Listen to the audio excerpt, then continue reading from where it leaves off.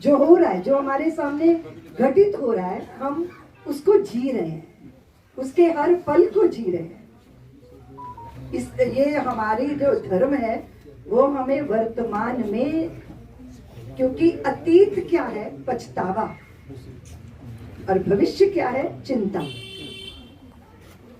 अब आप पछतावे में हैं या चिंता में हैं? इन दोनों से मुक्ति पाने के लिए आप वर्तमान में आओ। वर्तमान में अभी क्या है कि दीदी माँ आई हैं और आप सब लोग मेरे सम्मुख बैठे हैं।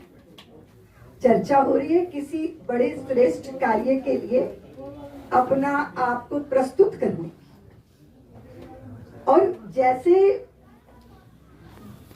दिया भी हो, तेल भी हो, बाती भी हो, लेकिन चिंगारी ना हो तो पूरे प्रकाशित होने का सामान है पर चिंगारी नहीं है। छोटी सी चिंगारी उस दिए को जगरमगर करती है, इसको हम प्रेरणा बोलते हैं। अब प्रेरणा हम महापुरुषों का चिंतन करके लेते हैं, या तो अवतारी महापुरुषों का चिंतन करके लेते हैं। आपके दादा ने, आपके परबाबा ने, आपके पिता ने आपको स्थापित करने के लिए जो संघर्ष किया वो भी आपकी प्रेरणा होती है। अब आप ये देखो कि हम पूरे सनातनी साल भर में लक्ष्मी जी को कब कितना याद करते हैं? साल में एक बार दीपावली पे लक्ष्मी जी की पूजा होती है, लेकिन भगवती पार्वती रोज पूजित होती हैं। क्या बात है, लक्ष्मी जी एक बार क्यों पूजी जाती हैं? और पार्वती अम्बा जगदम्बा क्यों रोज उनका स्मरण होता है? उसके पीछे क्या दृष्टि है? दृष्टि ये है कि भगवती ने, पार्वती ने भोले बाबा को पाने के लिए घोर तप किया। हम एक ततिक्षु तपस्वी भगवती का स्मरण करके कि अपने लक्ष्य को पाने के लिए जन्म कोटि रग रगर हमारी वरं शंभुनत रहूं कुमारी, उनकी निष्ठा हमें याद करनी है कि जब आप एक निष्ठ होकर तपस्वी बनते हो तो चाहे सप्तऋषि आ जाएं, स्वयं शिव ही क्यों ना आके आपको विचलित करे कि छोड़ दे भोले बाबा को। अगर भोले बाबा भी कहें कि मुझे छोड़ दो, तब भी मुझे देवऋषि नारद ने कहा है कि तेरे जीवन का लक्ष्य शिव है, इसीलिए वही रहेंगे। भले ही विष्णु भगवान वैभवशाली हैं, भले ही भोले बाबा शमशानवासी हैं, चिताभस्म लपेटते हैं, अनिकेतन अकिंचन है, लेकिन मेरा चित्त उनके साथ जुड़ा है। वो एक निष्ठ होकर तप निरत थी वो, इसीलिए वो प्रातः स्मरणीय है, नित्य स्मरणीय है, और उनका स्मरण करके हम प्रेरित होते हैं। प्रेरणा, इसको बोलते प्रेरणा। प्रेरणा हमेशा चाहिए, रोज चाहिए। आंधियां रोज चलेंगी, दिए रोज जलाने पड़ेंगे, चिंगारी रोज चाहिए। इसलिए प्रेरणा के लिए हम धर्म ग्रंथ पढ़ते हैं, आराध्यों का स्मरण करते हैं, अग्रज पूर्वजों के तप की, अपने शूरवीरों के बलिदान का चिंतन करते हैं, ताकि हम प्रेरित हों और कोई अच्छा प्रण करें। अभी जैसे साध्वी श्रोमणी जी कह रही थी, और सुभाष भैया ने तो इतना सुंदर तरीके से सारी बातें रखी, श्रोमणी जी ने रखी। जब श्री राम जन्मभूमि का आंदोलन प्रारंभ हुआ, देश में कोई ऐसा वातावरण नहीं था, किसी को कल्पना नहीं थी कि अयोध्या में रामलला का मंदिर बन सकता है, क्योंकि सनातनियों को इसके प्रति बहुत उपरामता थी। हम लोग एक छोटी सी ऐसे शटर डाउन कर दिया दुकानदारों ने, तो कितनी आगे वो चबूतरा सा होता है, 1 फुट का होगा, आधे फुट का, उस पे खड़े होकर जय श्री राम, जय श्री राम, जय श्री राम, 5-10 सब तमाशबीन देखने खड़े हो गए कि वही ये छोटी उम्र की साध्वी ये क्या कह रही है। हमने उनके बीच में बात रखी, चौराहों पे खड़े होकर, चौपालों पर बैठकर, पैदल पैदल चलकर एक गांव में जाते थे तो उस गांव में बात करते थे, दूसरे गांव की ट्रैक्टर ट्रॉली आ जाती थी, उस पे बैठ के दूसरे गांव चले जाते थे, महीनों महीनों वापस नहीं लौटते थे। क्या क्या क्या संकल्प था? कंकर कंकर शंकर इसका प्राण प्राण में गीता है, जीवन की धड़कन रामायण पग पग पर बनी पुनीता है। यदि राम नहीं है श्वासों में तो जीवन का घट रीता है। नरनाहर श्री पुरुषोत्तम का हम मंदिर भव्य बनाएंगे, सौगंध राम की खाते हैं हम मंदिर वही बनाएंगे। ये मंत्र था। और आप विचार कीजिए, जैसे श्री साध्वी बता रही थी कि मेरे गुरुदेव युग पुरुष स्वामी परमानंद जी महाराज आध्यात्मिक जगत के शिरोमणि है। वो आध्यात्मिक आसमान के दैदीप्यमान नक्षत्र एक ब्रह्म ज्ञानी संत को भी लगता है कि भारत के स्वाभिमान की प्रतिष्ठा होनी चाहिए। मैंने 200 विरक्त संत जो गंगा के किनारे झाड़ियों में रहते थे और तभी झाड़ियों से बाहर निकलते थे जब भूख लगती थी और भिक्षा मांगने निकलते थे, ऐसे विरक्त संत, उनके प्रमुख स्वामी वामदेव जी महाराज विरक्त शिरोमणि संत को भी श्री राम जन्मभूमि के लिए द्रवित होते देखा। उसके पीछे कारण था 500 साल तक लगातार मेरे पूर्वजों ने, मेरे पुरखों ने उस दिए को जला के रखा। वो दिया तेल नहीं मांग रहा था, वो मेरे पूर्वजों का रक्त मांग रहा था। मेरे पूर्वजों ने अपना रक्त देके उस दिए को जलाया। मेरे राम जी का स्वाभिमान, मेरे राम जी की प्रतिष्ठा, उसके साथ मेरी प्रतिष्ठा है। ऐसे थे हमारे पूर्वज। उस लौ ने हमें भी थोड़ी चिंगारी दी, सनातनियों के भीतर जागरण हुआ। हमने 500 साल का बलिदान तो नहीं देखा, पर 90 में गोलियां चली। मेरे भारत के तरुणों की छातियों पे गोलियां उतारी गई, एक ने कदम पीछे नहीं उठाया। जय श्री राम करते कदम आगे बढ़ते चले गए। ये तो इस युग की कहानी है, ये तो 1990 की कहानी है। किसी ने मेरे को फोन किया कि दीदी माँ ये क्या हुआ। मैंने कहा कि जब इतिहास के माथे पर गंदे दाग लगे होते हैं ना, वो पानी से नहीं धुलते, उनको धोने के लिए रक्त देना पड़ता है। रक्त दिया, मेरे देश के बच्चों ने अपना रक्त दिया, अपनी जवानियां दी, अपनी तरुणाइयां दी। क्यों हमारे उसके पीछे ये भावना थी? क्योंकि अध्यात्म जगत के हम लोग, यह तो बतलाओ कौन यहाँ है जिसे प्राणों से प्यार नहीं है, मगर जगत में जुड़ा शुरू से, मित्र कहाँ संघार नहीं है। मृत्यु क्या है? वस्त्र बदलना, कुछ पल का विश्राम साथियों। जीवन एक अखंड पर्व है, साधारण त्योहार नहीं है। जीना सबसे बड़ी कला है, लेकिन ये एक अटल सत्य है कि मरने से डरने वाले को जीने का अधिकार नहीं है। वो निर्भयता, उस निर्भयता ने ये कार्य कराया। लोगों ने कहा पत्थरों पे भारी नक्काशी है दीदी माँ, भव्य मंदिर है। हमने कहा वो पत्थरों से नहीं चुना गया, वो मेरे पूर्वजों के बलिदान की बुनियाद पे खड़ा मंदिर है। वो मेरे स्वाभिमान का शिखर है। और अभी प्रधानमंत्री जी ने जब धर्म ध्वजा फहराई, 1000 साल बाद भारत में सनातनियों की धर्म ध्वजा फहराई गई है। ये सामान्य घटना नहीं है। और स्मरण रखना देवियों, सारा विश्व शत्रु है हमारा, स्मरण रखना। क्योंकि सत्य का, अमृत का खजाना जिसके पास होता है उससे सब ईर्ष्या करते हैं। झूठ के बल पर, आडंबर के बल पर, मजहब मत पंथ चलाने वालों की बात छोड़ो। हमारा धर्म सनातन नहीं, जो सनातन होता है धर्म वही होता है जो जीव मात्र के नियमन का व्यवस्था करता है।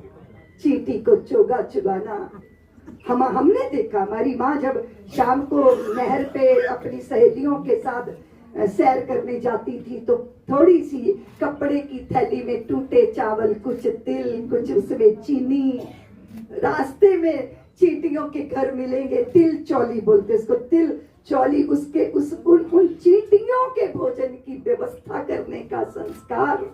छोटे थे तो दिए को फूक मारी तो माँ की चपत लगी गाल पर, फूक मारी दिए पर, अपमान कर दिया दिए का। पता है ऐसे करना अच्छा नहीं होता। फिर साड़ी का पल्लू लेके फिर यूं दिए को कहती थी कि जा दिए घर चला जा, तेरी माँ तेरी प्रतीक्षा कर रही होगी। और हम छोटे छोटे सोचते थे कि क्या दिए की भी माँ होगी? संवेदनशीलता किसे कहते हैं? आप विचार करो देवियों में, हम छोटे छोटे बहुत सारे भाई बहन, हमारी माँ सिलबट्टे पे मसाला पीसती थी जिसमें मसाला ही नहीं होता था। बर्तन इधर रख रही उधर रख रही, हम बच्चे मेरे बड़े भाई बहन पूछते कि माँ ये क्या कर रही हो, भोजन तो बन ही नहीं रहा, तुम ये क्या कर रही हो? वो कहती थी भोजन बनाने का नाटक कर रही हूँ। मैं नहीं चाहती कि पड़ोसी आकर ये मुझे कहे कि कला तेरे बच्चे भूखे हैं तो हम कुछ लाके दे दे। वो कहती थी मैं नहीं चाहती ऐसा हो, मैं नहीं चाहती तुम किसी के आगे हाथ फैलाओ। तुम 40 दिन भूखे रहोगे तो मरोगे नहीं, पर जिस दिन किसी के आगे हाथ फैला दिया जीते जी मर जाओगे, तुम्हारा स्वाभिमान मर जाएगा। वो तो किसी विश्वविद्यालय में नहीं पढ़ी थी, उनके पास तो कोई डिग्री नहीं थी, लेकिन वो आध्यात्मिक पाठशाला से निकली स्त्री थी जिन्हें पता था कि वस्तुओं और पदार्थों से ज्यादा कीमती स्वाभिमान होता है, सम्मान होता है। और यही को वो देखना चाहिए, उसको समझना चाहिए। ये कैसे होता है? आज जिस बल पर हम खड़े रहे देवियों, आपके तप के बल पर खड़े रहे, कुटुंब बचा रहा। 1000 साल की गुलामी झेल गए हम, कुटुंब के बल पर झेल गए। और कुटुंब की धुरी में थी स्त्री। अब उस स्त्री का चित्त अगर विचलित होगा तो कुटुंब टूटेगा। ये मारा, ये थारा, ये प्रारंभ हो जाएगा। मेरे साथ जितने बंधु यहाँ मेरी आयु के बैठे हैं उनको याद होगा, बचपन में जब सारी संतानों का परिचय, घर की संतानों का परिचय दिया जाता था, कभी नहीं कहा जाता था ये मेरा लड़का है, ये मेरे भाई का लड़का है। ऐसा कभी नहीं कोई बोलता था। पूरे घर के परिवार की संतानों का एक साथ परिचय दिया जाता था।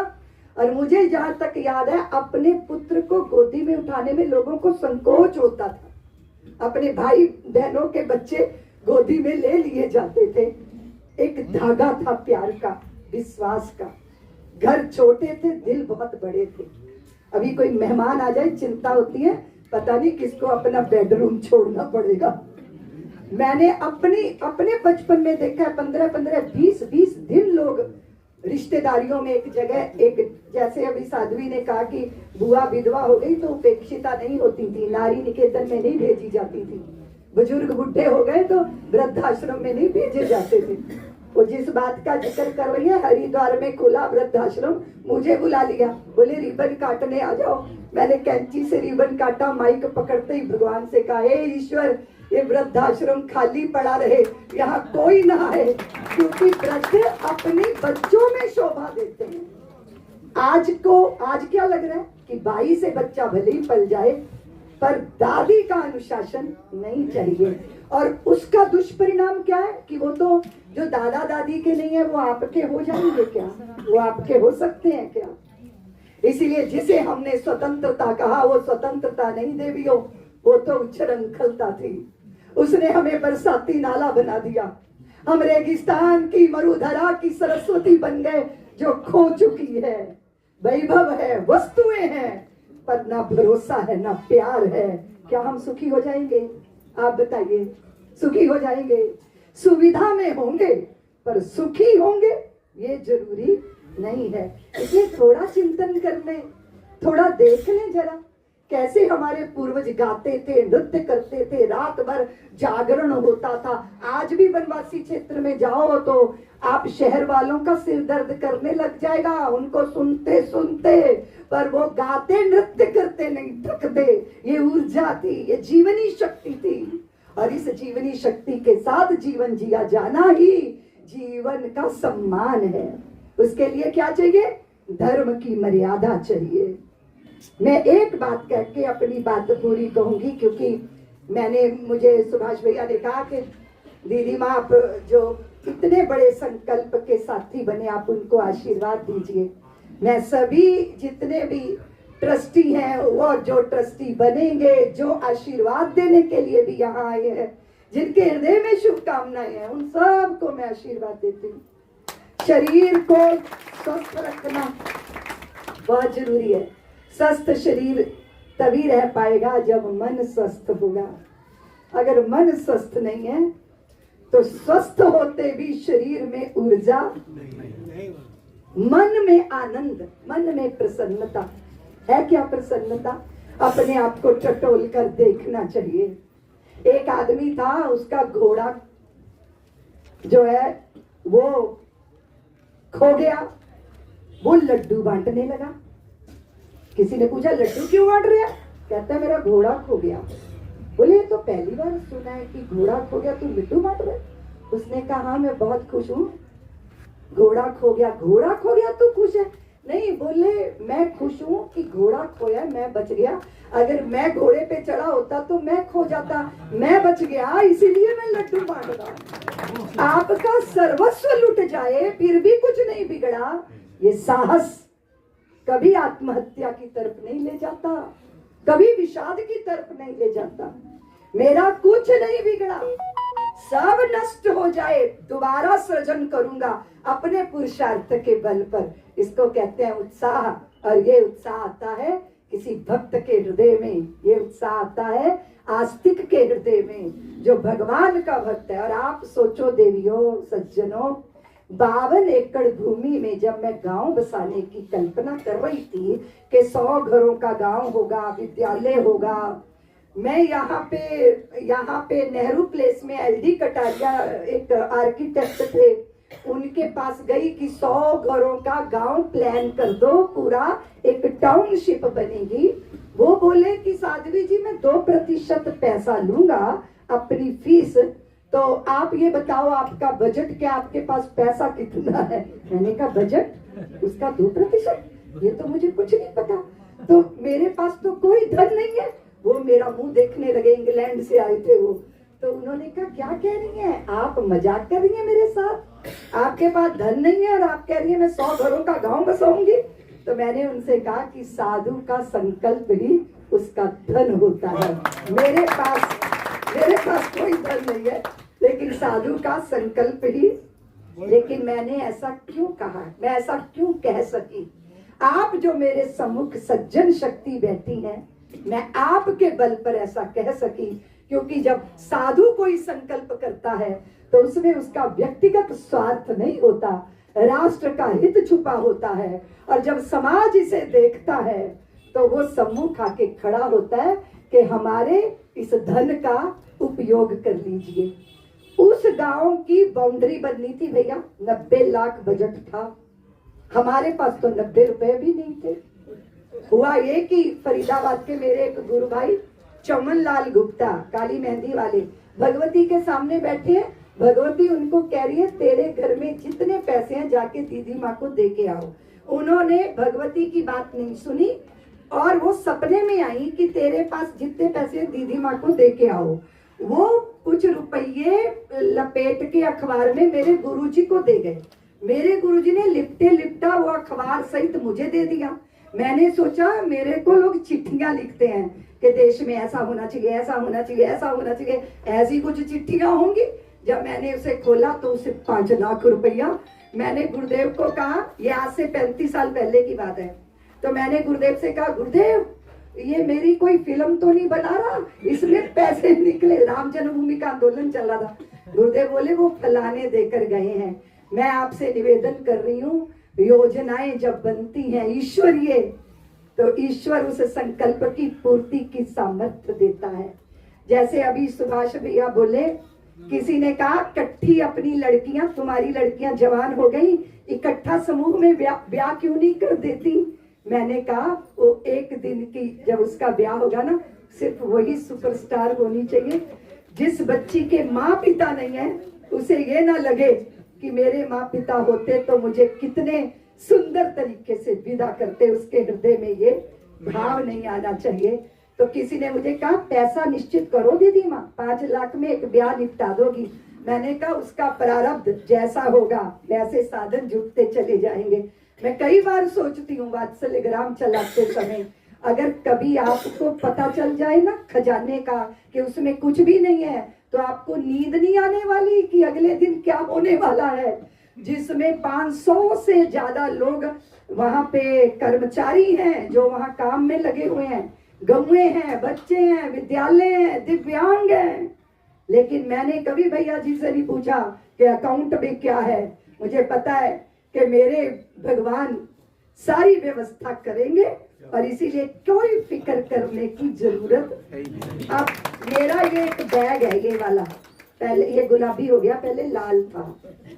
मेरे हर बच्चे का बैग है ये, हर मेरा बच्चा यानी वात्सल्य ग्राम का ही बच्चा नहीं, विश्व भारत में कोई भी जरूरतमंद है, ये उसका बैग है। ये बैग खाली हो गया। मेरी शिष्या बोले दीदी माँ खाली हो गया। अरे माँ, मैंने कहा ऐसा नहीं बोलते।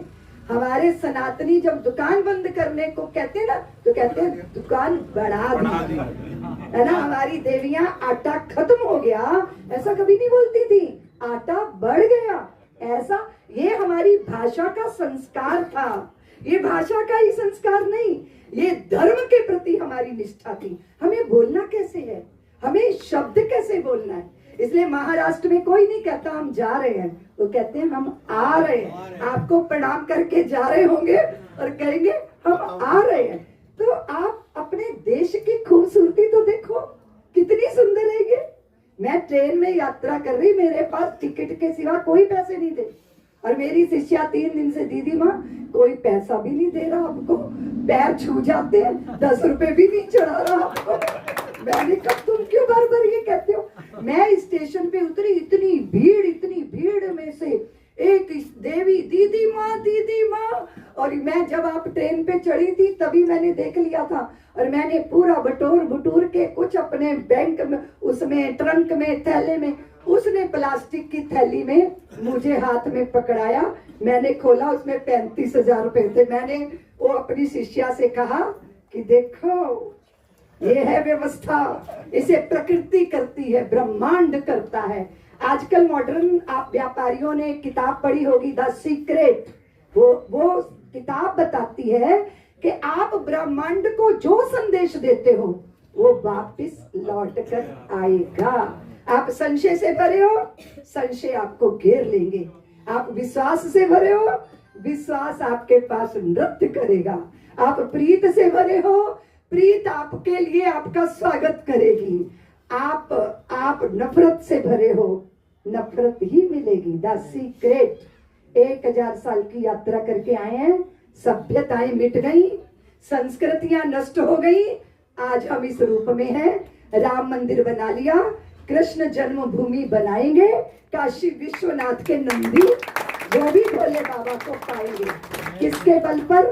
अपने विश्वास, भरोसे, अपनी निष्ठा के बल पर। आज आपने जो स्वास्थ्य की दृष्टि से वात्सल्य ग्राम को सजाने के संकल्प में आदरणीय महावीर गोयल ने अपने मित्रों को बुलाकर यहाँ सजाया है, मुझे सबके दर्शन का अवसर दिया है।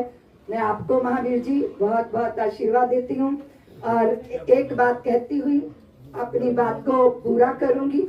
एक बात बताना चाहती हूँ कि जैसे आपने मित्र चुन लिए, आप महावीर के मित्र बन गए, महावीर आपके मित्र बन गए, कुछ समझ आई होगी, कुछ व्यापार में एक रूपता होगी, कुछ विचार में मैच कर रहा होगा, ऐसा ही तो होगा। आपने पति पत्नी चुनी, बहुत टाइम लगा के चुनी, पर अपने माँ पिता चुने थे क्या? आपने अपने माँ पिता चुने थे क्या? आपने ब्रह्मा जी से कहा था क्या कि फलाने के यहाँ पैदा करिएगा? माँ पिता आपका चुनाव, बोलो ना, नहीं बोलते क्यों? तो आशीर्वाद। माँ पिता आपका चुनाव, लेकिन क्या था, ऐसा क्या था जो आप ऐसे माँ पिता के घर में जन्मे, आपको विरासत में संपत्ति मिली, सम्मान मिला, प्यार मिला, क्या था आपके पास? आपके पास कुछ था, आपके पास कुछ योग्यता थी, आपके पास कुछ पुण्य आई थी। किसके बल पर? गरम गरम दलिया खा रहा है, उसमें घी डला है, शक्कर डली है, और द्वार पे भिखारी खड़ा कह रहा है मुझे भूख लगी है, कुछ दे दो, मुझे भूख लगी है, कुछ दे दो। वो खाई जा रहा है, भिखारी को संज्ञान में नहीं ले रहा।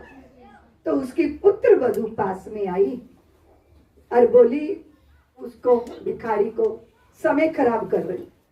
क्या बोली?